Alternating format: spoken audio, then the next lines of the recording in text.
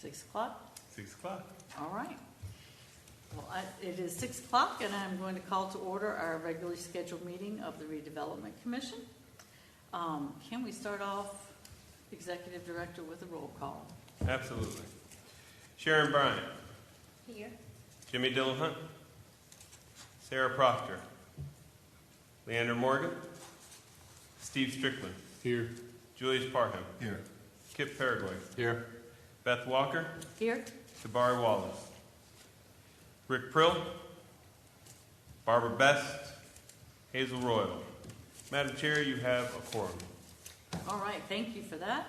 Let's get started with our next agenda item, which is the approval of the minutes. And these are the minutes that you received in your package via email. And they are for our meeting held on November 13th, 2024. Is there anything anybody would like to bring up about those meetings, or can I get a motion to accept them? I make a motion to accept the minutes. Oh, sorry. I was trying to get my thoughts in order. You got to move faster. Just to point it out, and I mean, it's very, very, very minor. The location listed at the bottom of the minutes for our next meeting is not this address. On the November meeting minutes? Yeah, Mm-hmm. yeah. Okay.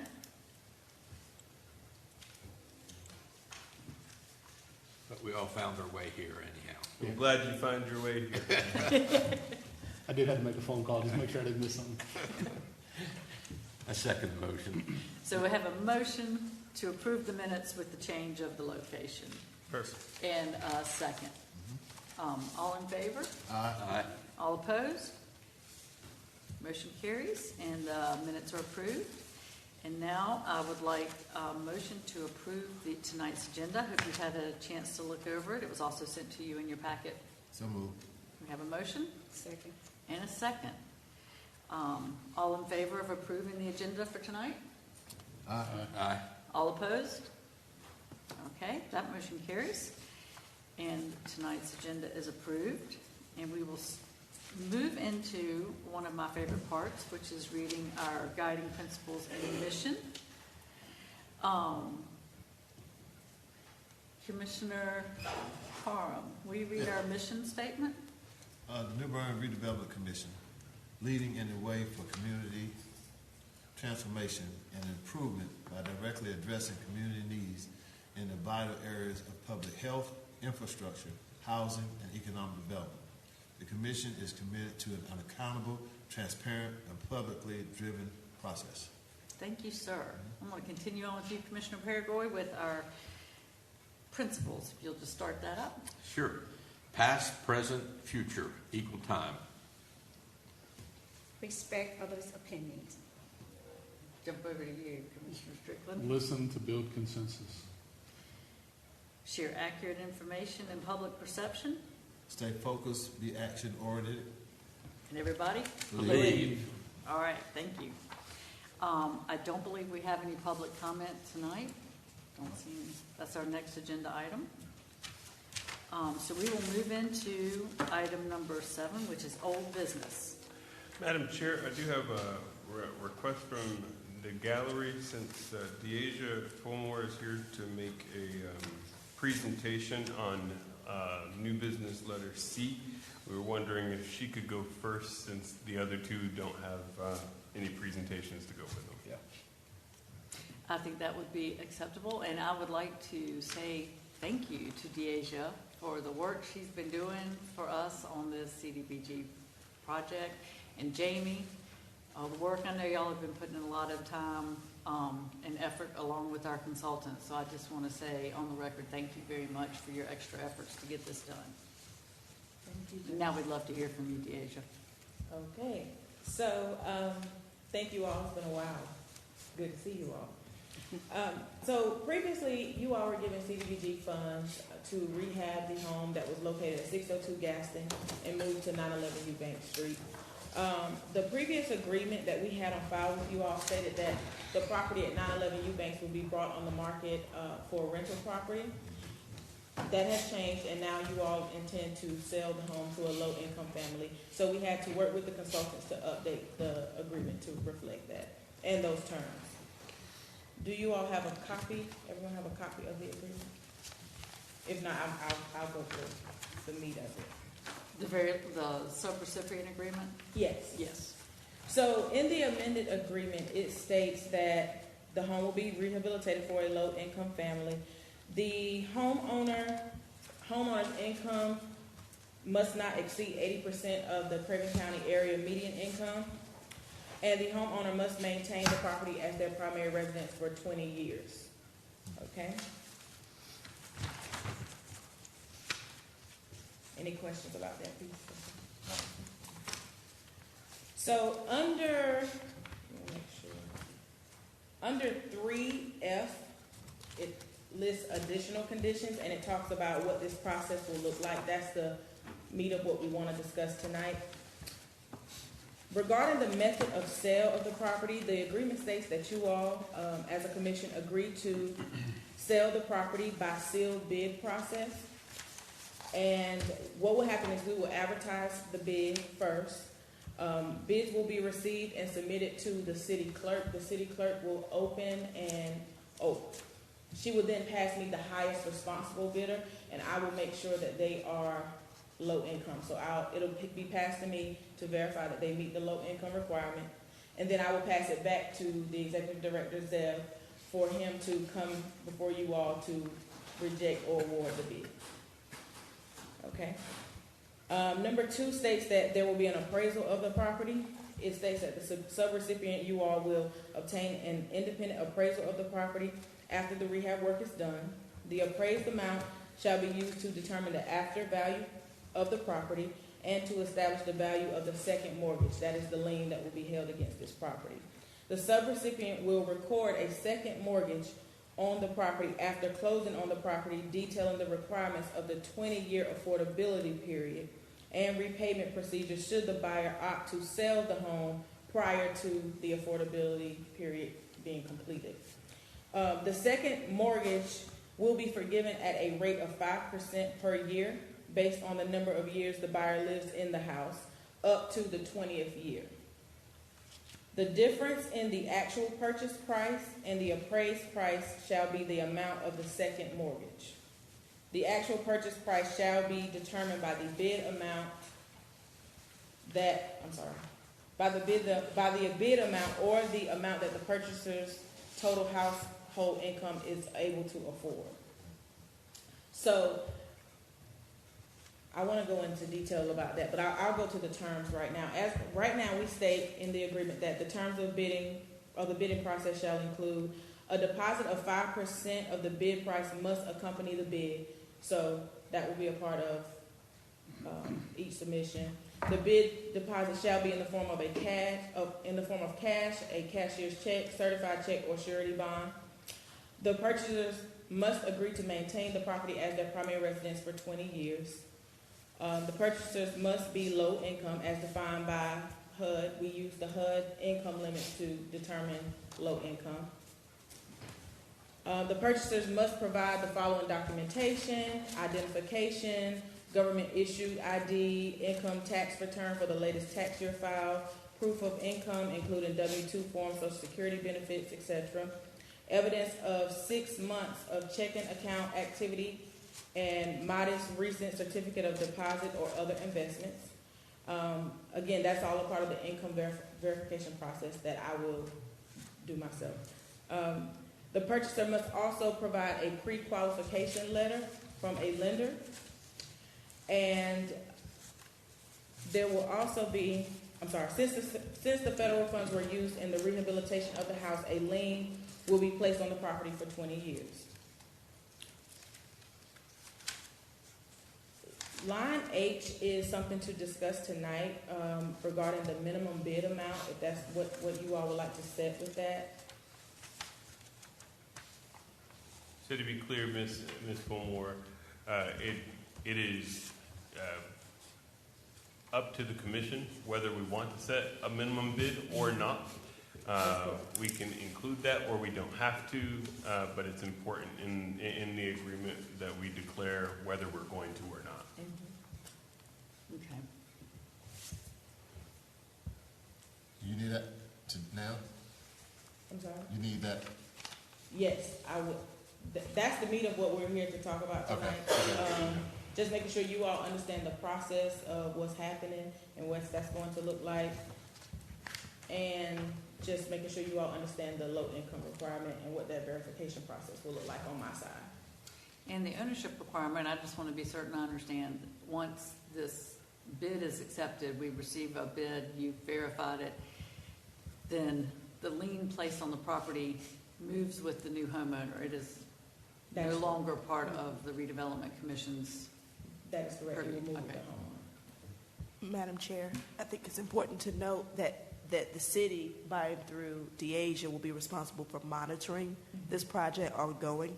So if there's a change in ownership, if the owner passes away, or if there are any of those issues, the city will bear the responsibility for making sure that all of the terms of that second mortgage are complied with. Yes, that's done on a semi-annual basis. We'll monitor the home. Okay. So is that complete, the conditions that you wanted us to understand? Yes. And the item before us now is if we would require a minimum bid. Yes, that's correct. So to be clear, there will be an appraised value that CDBG requires, and so by entering into this agreement, you all are directing me to go ahead and get three quotes for appraisals so that we can get appraisal done. And then there will be the other number that will guide this process is 30% of the individual's income. They cannot bid higher than 30% of their annual income. Otherwise, they'd be cost burden, and CDBG will not allow that. So there's almost a minimum bid built in. So creating a minimum bid would just be a third number in the consideration.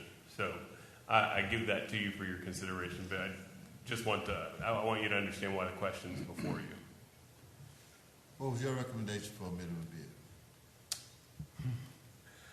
I always recommend, if you're going to set a minimum bid, that you set a minimum bid at what the commission has generally set the minimum bid at, which is 75% of tax assessed value. 75% of the tax value. That's what this body has Yeah. traditionally done. So I say, don't start a new precedent. Go with the precedent that you have if you're going to set a minimum bid. And what is that tax value? It is 101,500.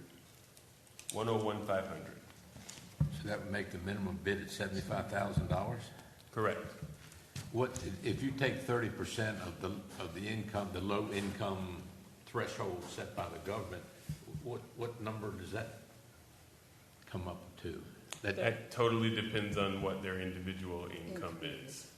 So that's sort of why I laid that out for you. Setting a minimum bid does make this all a lot more complicated and narrows the scope on who exactly can bid on it. So I give that to you for your consideration. With there being, so we are required to put the appraised value in the sealed bid process. So I was under the impression it would probably be best not to set the minimum bid amount, and I was thinking that it would just include the appraised value to somewhat guide that. And what I'm understanding is, so if there's no minimum bid, whatever the bid is, let's call it X, then the appraised value minus X is what The second mortgage? the second mortgage is. And then there, in addition to that, is the lien of the funds that have been spent on it until 20 years, is that correct? No. No. So that's- words. The reason we have the appraisal is to establish fair market value, since we will never recoup the full amount of CDBG funds. I see So what you're saying. the market value actually helps us to establish what actually is the asset is worth. And so the $235,000 goes away, and that appraised value becomes what the asset is worth. And so what the asset is bought for, the delta between those two numbers is what the second lien is for. Does that make sense? Okay, yes, it does. Thank you, because Of course. I understood it when she said it, but then I got lost. And it has to be bought for a primary residential Correct. That is use, okay. And it has to be lived in for 20 years or the lien paid, and then someone else assumes takes over the mortgage or buys the house. Is that right? But that lien is still against it. Correct. Okay. And that, to be clear, it's in our documents here, but that was CDBG funds that were used for this project. Yes. CDBG, you, our representative, will be managing that from the city end. Yes. So if we have there's no money for the Redevelopment Commission. It's never been a money-making project for us. It was a project to move a house and get affordable housing. right to have some housing. To meet So a national objective and get a. the easiest way it sounds like to move forward is to have no bid, no minimum bid. No minimum No, bid. Would you I agree. agree? Okay, no minimum bid, okay. Because you managing it, okay. I'll be mine. Let's take your recommendation. I'm speaking for myself, but I think the commission would agree that we would love to see someone living in that house as a primary residence. Yes. It's a nice little house. It's been I would love renovated to see that. nicely. Madam Attorney, do we need a motion of some sort or just general guidance? No, sir, you need a motion. Excuse me. If a majority of the commissioners are inclined to not set a minimum bid, then the motion would be to approve the sub-recipient agreement less the requirement to establish a minimum bid. Okay. Okay, so just to kind of reconcile things there, we put no minimum bid. Whoever bids on it, it's all gonna come, they'll be open, and we'll go forward with that. So there's a potential there for somebody to buy this house for $20,000, and it'd be all said and done. So to answer that question, if somebody were to make a bid, let's just say the highest bid is $20,000, and they meet all the income verification portion, that information will come to you, and you'll have an opportunity to accept or reject all bids. Okay. So at the end of the day, you still have the final say about what bid amount is acceptable. Okay. Just wanted that out there, that it's not just a one shot and done. Free for all. Where- Yeah. Yeah. The only other question I had is regarding to some of the details within Exhibit A. There's some financial ramifications and responsibilities for the sub-recipient. Can I speak to that? Most of those have to do with the rehabilitation that's already Yeah, that's taken already place. been done. And so the work of rehabilitation has already concluded, and so we're really at the end of this agreement, and we're kind of back working. But these actually, and I can appreciate that. These are actually things saying like, our financial records would be audited, and I want to make sure that the city's audit is going to be substantial, it's going to be good enough to cover what we're going to be required to do on that front. That's a monitoring Yeah, question. all of that that's all of my stuff that I'll take care of. Can you tell me what you're speaking of? Yeah, on Exhibit A.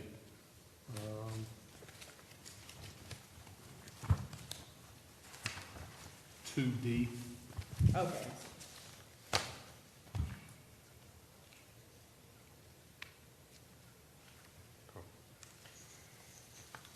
So under this agreement, as if you all remember, I was pretty much maintaining all the files associated with this project because you all are part of the city, right? So everything regarding financial management standards and whatnot, that is something that I've kind of been keeping a pulse on with me in finance. Is there a specific area of concern in this? No, just whenever I see that a certified audit's going to have to be issued of the work, I just want some coverage that the city's audit is gonna cover that, and then we're not gonna have to just come in and do something above and beyond to satisfy an external bean counter, and that's just the bean counter and me coming out. That's a fair question, Yeah, that is fair. and I think to be confident in the answer, it might be best to consult the consultant, but I am fairly confident in saying that all of our financials, from everything we do outside this project, everything we've done in this project, are handled with the city's finance. By statute, our finances are tied to the city, and so the city will handle any audit that's required. Would you be comfortable with us going forward with the bid process, knowing that that could be something that the answer that he finds out during that process could create a wrinkle?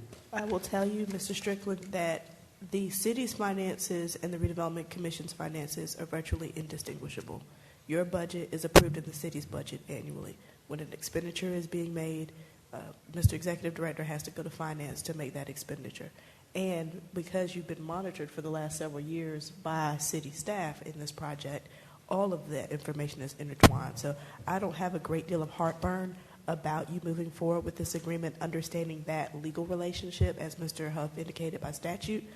But I cannot certify with 100% certainty of an answer in this moment.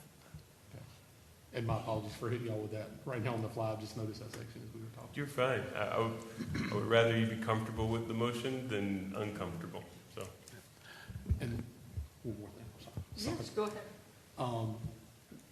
Envisioning the worst, because that's what we're kind of tasked with doing. Walk me through what this process is going to look like in 2 years if whoever awards this house decides I can't pay anymore, they miss payments, they no longer follow the rules. I know you're going to be in charge of monitoring, but what does that look like whenever we have to take the house back from someone? That is something I might need Zach to help me speak a little bit about that piece. If the property, so the homeowner is going to have a private mortgage, arguably. And if that mortgage company forecloses on the mortgage, that second lien still stays in place. So it will go through the normal foreclosure process, and whomever, if the mortgage company is able to resell the property, they're going to have to comply with those regulations for the period that it's due, unless there's an agreement to the contrary. essentially, it's a tradition. It'll be a traditional mortgage at that point, and the Redevelopment Commission will not have any stake in the incident, and so it'll be between the bank and the individual, unfortunately. But I think, to your point earlier, making sure that we vet the highest and most responsive bid responsibly as a commission will give the best chance for success long term to that homeowner, and offer the opportunity for home ownership and wealth creation. So the answer to your question is really that. As heartless as it sounds, it won't concern us, because we won't have any power to do anything regardless, because at that point it'll be between them and their mortgage lender, because the city will be paid, and the thing that will be up in the air at that point is the secondary lien, which will become a legal issue. So this sub-recipient agreement removes us as the recipient or sub-recipient of this and moves it to the new homeowner, or no? No. No, ma'am, this updates your previous existing responsibility. Okay. So before, you received these funds so that you could put a renter into the house. This just changes the term so that it's for home ownership for a low to moderate income person. That's the only material change. Are we going to do anything to market this piece of property outside of putting it on the surplus property list? And if so, who is going to take prospective buyers of a house to go look at it and tour it so that they can assess what they're going to do? And right now the house is all boarded up, all the windows and doors, which doesn't allow for a very good environment to show a house to a prospective buyer. You know, you're looking into a cave, basically. Now, to get buyers involved and excited about it, I think we need to have a plan, so to speak, on how that's going to be addressed. I agree with that. Commissioner Wallace. I can say from experience, the city was extremely responsive to the request of a potential buyer or somebody that wanted to see it. Within 4 hours, the boards came down, the lights were on, and the doors were open. And the agent was actually on site to assist in that endeavor. So I know we probably want a concrete plan, but I can just tell you from experience, the city was extremely responsive to that. I mean, they were Johnny on the spot in regards to that. And to Mr. Paraguay's question, excuse me, one of the conversations that we had with the consultant was actually about that advertisement piece. So statutorily, all we have to do is publish it in the newspaper for the prescribed period. However, in order to generate that, the interest that I think you all are interested in, I think we discussed some avenues by which to do that. And certainly if you want to give direction to the executive director about how you would like to see it advertised, we can do that. But before we can get to the point of advertising and talking about sales proceeds, the first bridge that we have to cross is whether you want to amend and restate your sub-recipient agreement. Okay, so back to where we were.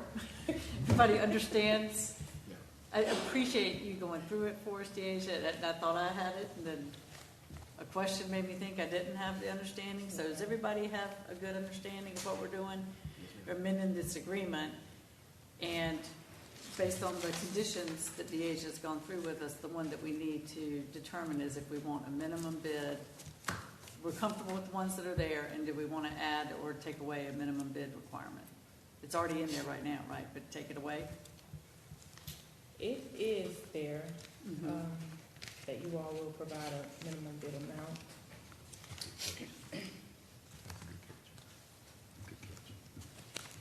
And we can get that updated if you all choose not to set a minimum bid amount.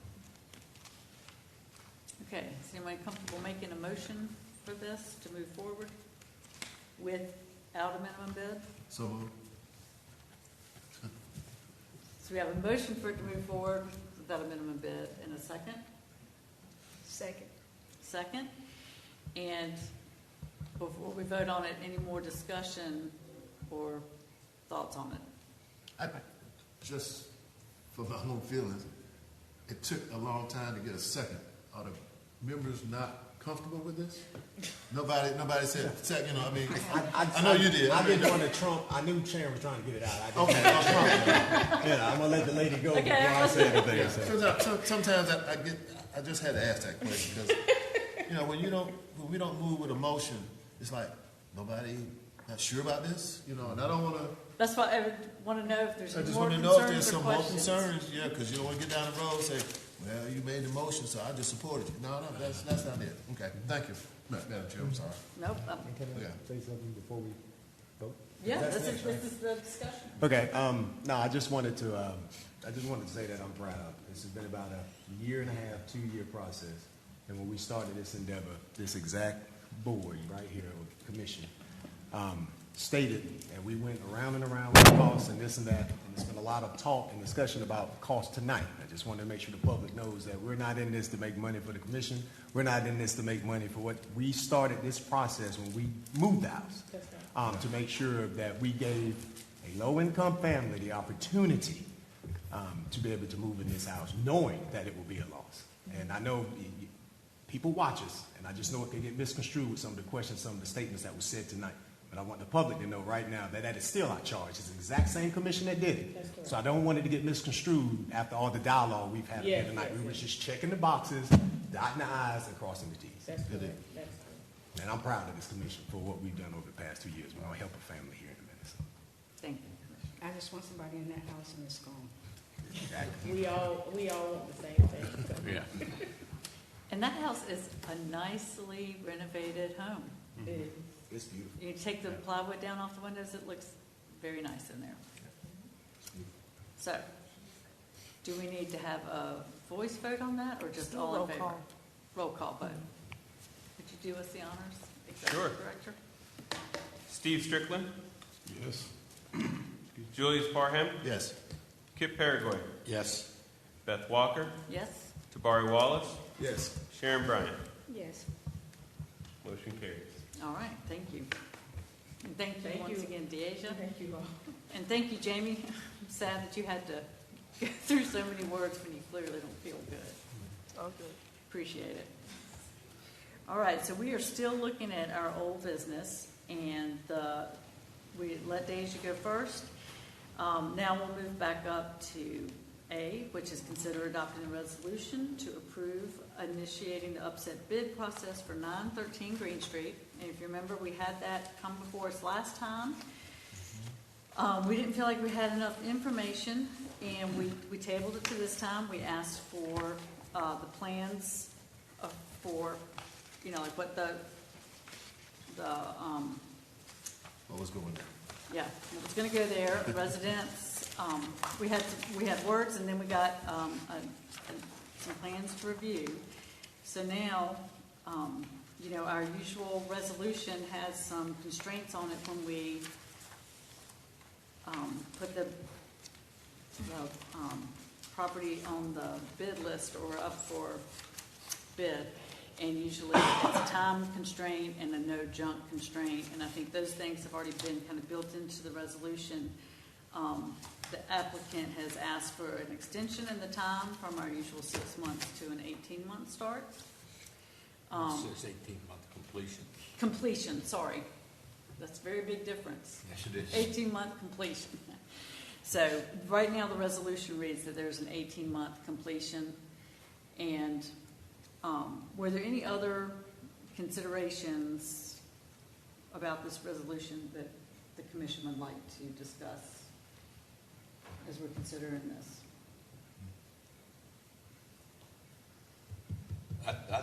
I'll just bring it up. Most all the houses along in that area all have front porches facing the street. And I think this set of plans that we have,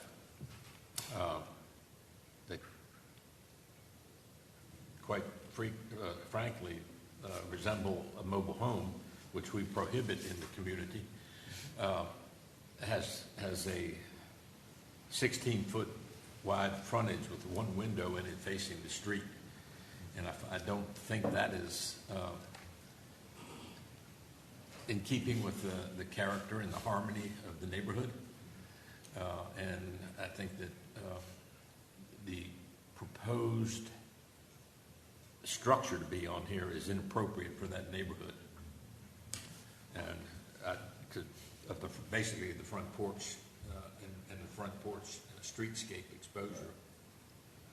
Well, and I think that's important because as the commission, we've always tried to improve the neighborhood and keep the historic context where we could. That's always been an important thing. So I do agree with you. If you go down that street, all the homes face the street and have a porch. So that's what I'm understanding you saying. Yes. It might be a constraint to add to the resolution.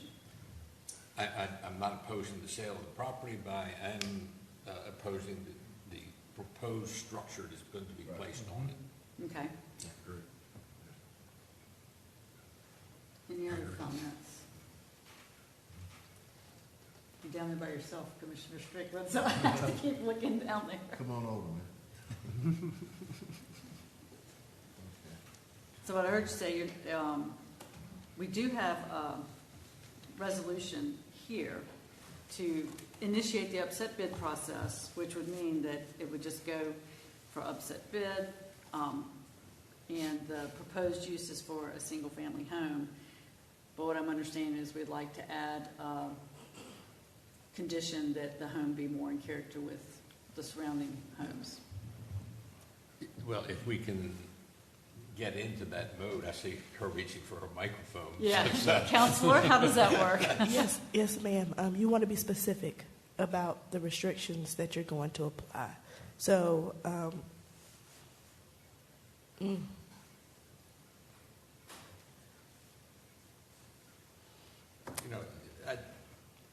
One thing that you can do, and I'll be happy to do this, is to make a motion to reject this resolution, to do an upset bid process, and allow the proposed purchaser to bring us a different house plan for that property. Like I say, I'm not opposed to selling and getting a house there. That's our objective. Right. But we also have other considerations in meeting that objective. Yeah. Okay? Chris, I think he has a question. Yes, sir. Can I talk to it? Yeah. Yes, This is the gentleman. this is, yes, I'm so sorry. This is, Hey, y'all. he's the one who brought us the plans. Yeah, so the plans, like I mentioned last time, those aren't the finalized plans. I've got an engineer reworking them. It's just in that general design. I'm planning to have a 6-foot porch on the end of it, where you're saying the property would be facing the street where the house would be. So I am planning that. The engineer's working on it. I just don't have it yet. Looking at the plan, then, can I ask you, it is basically, it's 16 feet wide Yes?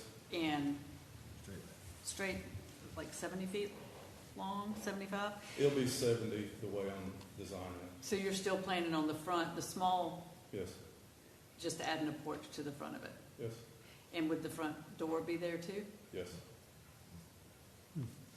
They'll have a side door, obviously, for egress. I need to see the plan.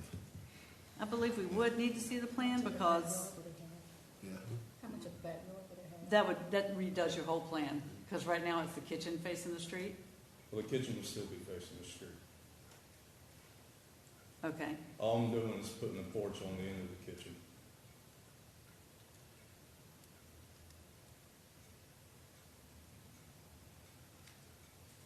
Okay.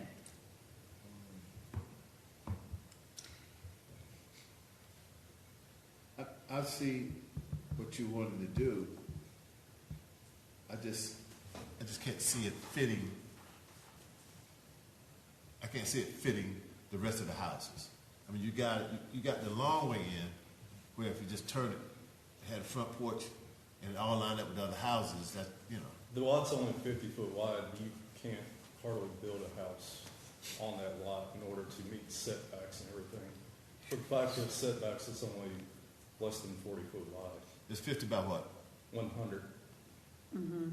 And I know that we have several, we've done some plans and some other developers have had plans given to us to fit on those 40-foot lots. You can get plans any day you want Yeah. for that. We can build houses on 40-foot lots on it, well, Bellamy. And the other thing, the front setback on that street is 15 feet, if I'm not mistaken, at R6 in our zone, and then 75 feet for that. You're 90 feet, so your backyard is 10 feet. Just barely get out of it. Well, you have more. I believe the it's concern more of a is it is- side yard with the narrow house. I think the concern is it doesn't look like the best use of the lot. A house is a good use, but could we, I would say it's very consistent with other houses in the redevelopment commission. You drive down Chapman Street and several other streets, they're all the same houses. Even Second Avenue, First Avenue, Third Avenue, they're all very narrow, long houses because of the lot designs. I understand they're a little closer, especially around First, Second, and Third Avenue. But, it's still very consistent with the houses in the community. And I'm trying to build a house that's cost effective that I can rent out at a decent price.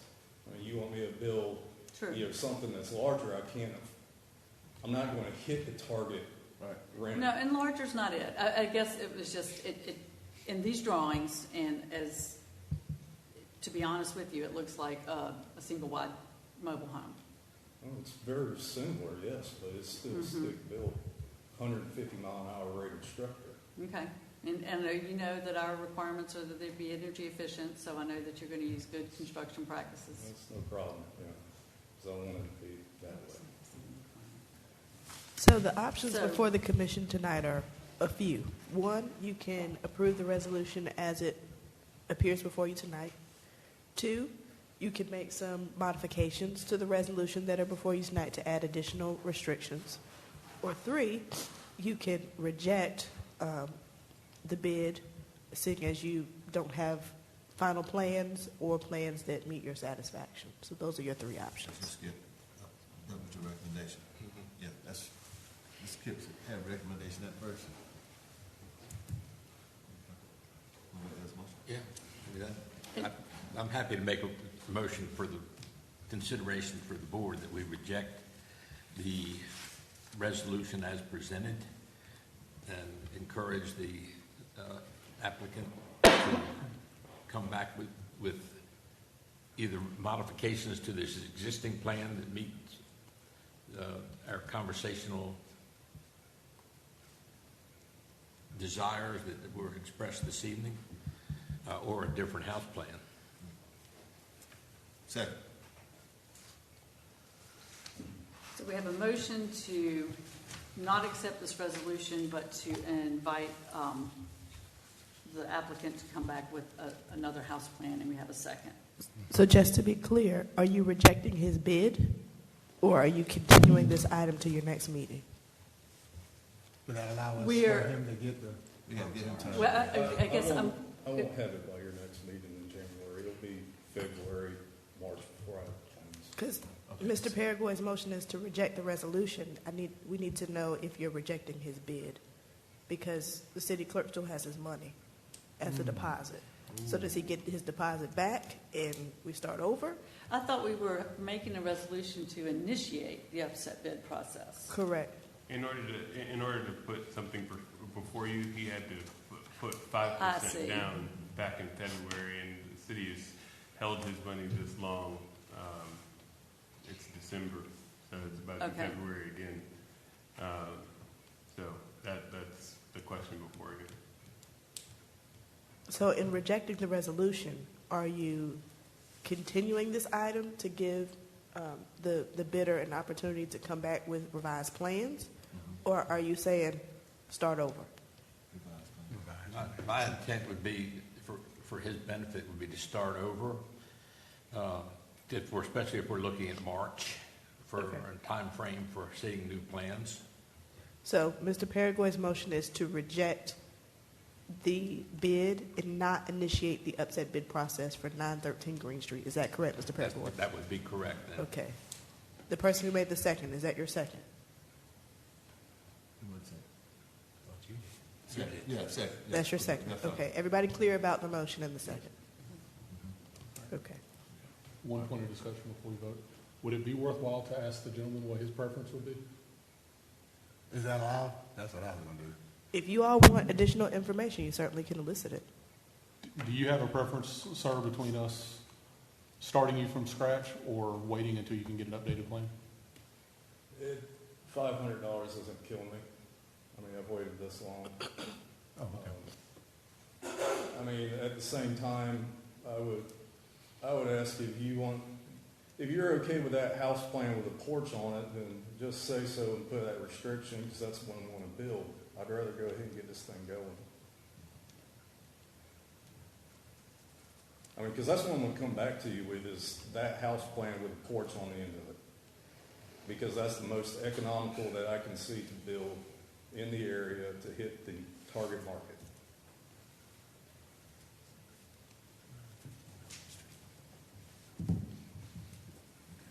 Madam Chair, we still got the motion. Thank you, sir. Okay, so the motion was to release it, just deny it, and start the process over again. Any other questions on that? Okay. Do we need a roll call vote for this? This doesn't involve an expenditure, so no, ma'am. Okay, Voice vote is fine. just all in favor? Okay. Yes. So we have a motion to deny this resolution, and ask all in favor, say aye. Aye. All opposed, say nay. No? Sounded like the ayes had it. So that motion carries. Thank you.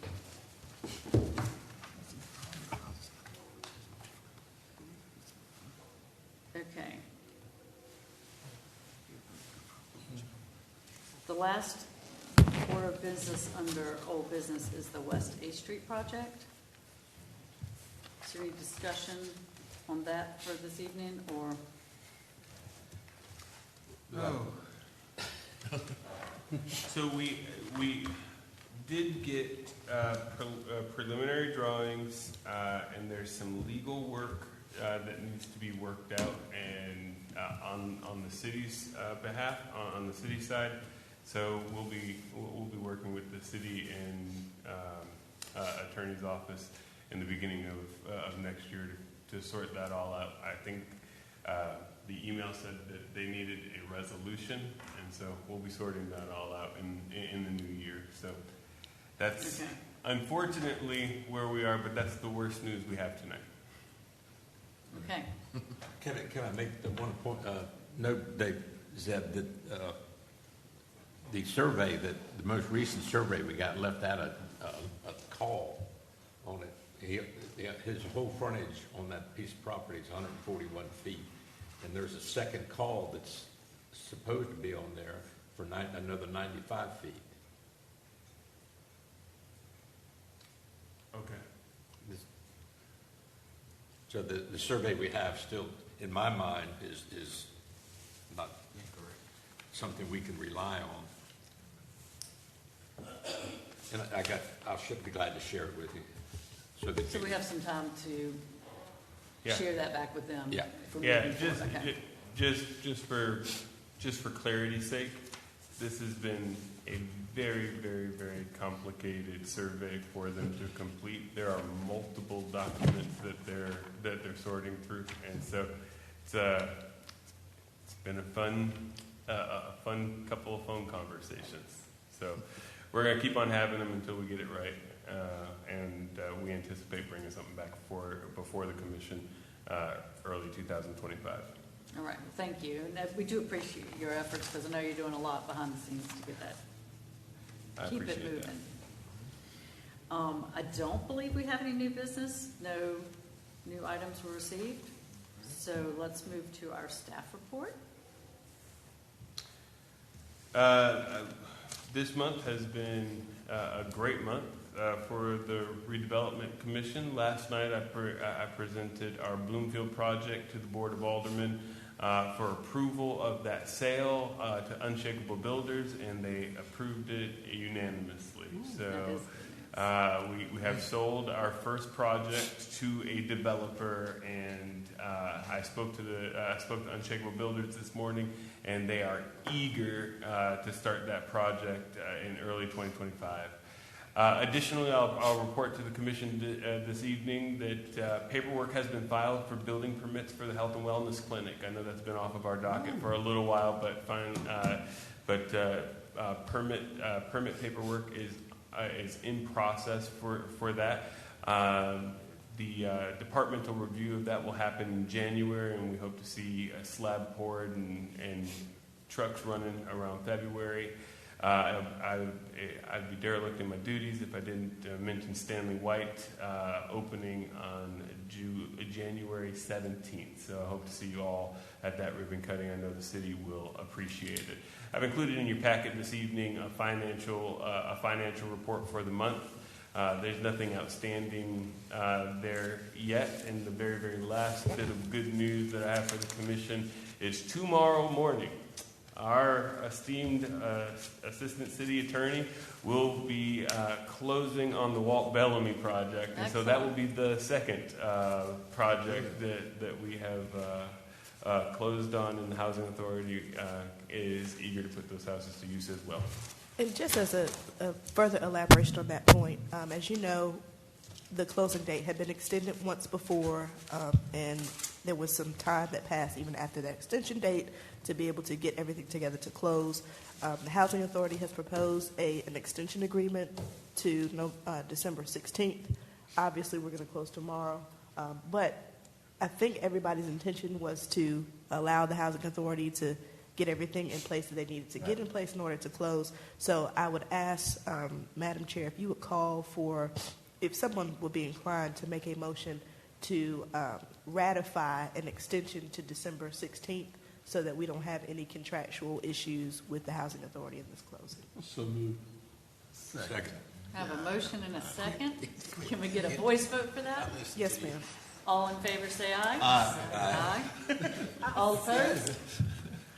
I think we are, that motion carries. Madam Chair, that concludes, excuse me, that concludes my staff report unless there are any questions. All right, we have no questions for you. Tonight, you have given us good news. We're going to end the year on your good staff report. Awesome. Do we need to, I do see on our agenda closed session, but I No, don't think ma'am, we not have tonight. Okay. Then before you make your motion for adjournment, I just want to wish all of you a very, very Merry Christmas and a Happy New Year. I want to remind you that our annual retreat is scheduled for January 18th, which is our next scheduled gathering.